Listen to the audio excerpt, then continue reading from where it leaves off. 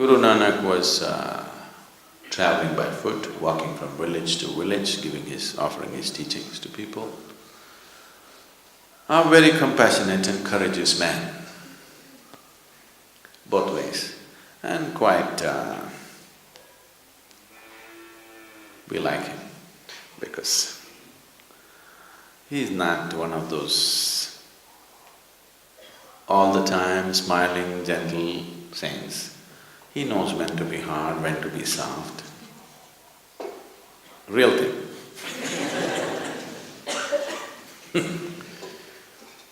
So one day, he happened to be a guest in a home of a very rich man in the area.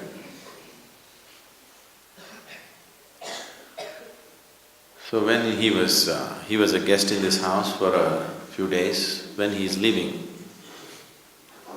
he gave this man a needle, a sewing needle. He gave this needle and said, "You keep this with you. Sometime when you see me, you can give it back to me. Till then, please keep it with you." A needle, not a golden one, just a simple needle. That man took it and kept it with him. Then after the Guru left, he told his wife, "The Guru gave me a needle and I'm supposed to keep it in safekeeping and give it to him later." The wife, who was little wiser than him, usually they think they are,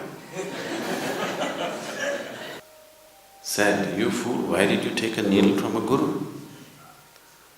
If you take something from a man like him, and suppose he's an old man and if he dies and you don't get to give back this needle, what will you do? You will be in debt forever. Taking a needle from a Guru, why did you take it? You should not receive anything from a man like him. What we offer is fine, never take anything from a man like him. And if he dies and goes away, you can't carry this needle to heaven and give it there. It is not possible to take the needle to heaven and return it there. So you will be in debt forever and ever and ever, and you will not be able to wash off that one karma, and it may mean 1,000 lifetimes. This is not a good thing. Just somehow find him and return it to him immediately." So the man started trekking behind the Guru. The Guru walks fast. But slowly, after a couple of months, the man caught up as to where he is. And then he said, "Oh my Guru, I don't want to carry this needle with me because just in case you're an old man, if you die, and I will be left in debt forever. And I know I cannot carry this needle to heaven and return it to you there." So, Guru Nanak said, "So you know that you can't carry this needle to heaven. You know that, right?" He said, "Yes." "Then when you know this, that you can't carry a needle, what are all these things that you're accumulating? You will not be able to carry any of that. If you can't carry a needle, definitely you can't carry anything else." Then the man got the message. He fell at his feet and he went back home,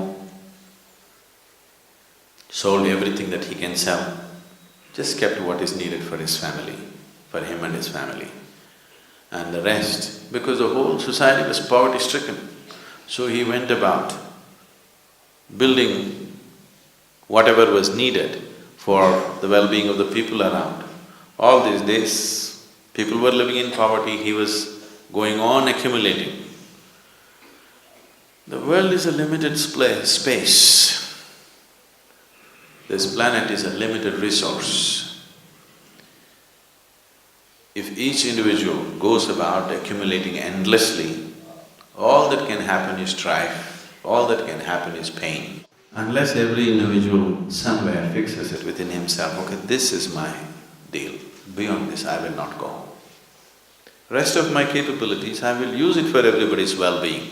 If this does not come in a human being, he is a disaster to himself and to the world.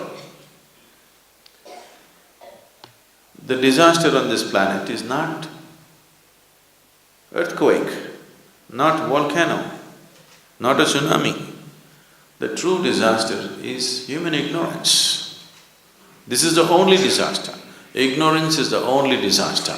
Enlightenment is the only solution. There's really no other solution, you see. So, spiritual process, if it has to become alive, this is not about renunciation. This is just about living sensibly.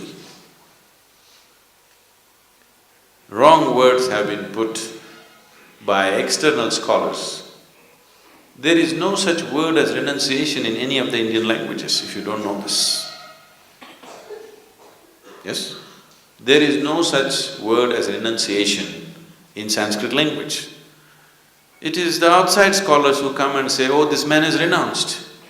No, he's embraced the whole universe and you think he's renounced. That is your understanding, because you cannot think of life without possessing this one part of the planet is mine, without that you cannot live. Somebody has embraced the whole universe, so he did not think he has to gather it because all the stars belong to him. The whole galaxy belongs to him. He did not think it is necessary for him to gather something and keep it in his bag or in his bank. It did not arise, it did not occur to him. This is not renunciation. So understanding life from an inner perspective, not from an objective sense, because objectively whatever you perceive is only good enough for survival. You need a subjective perception of life.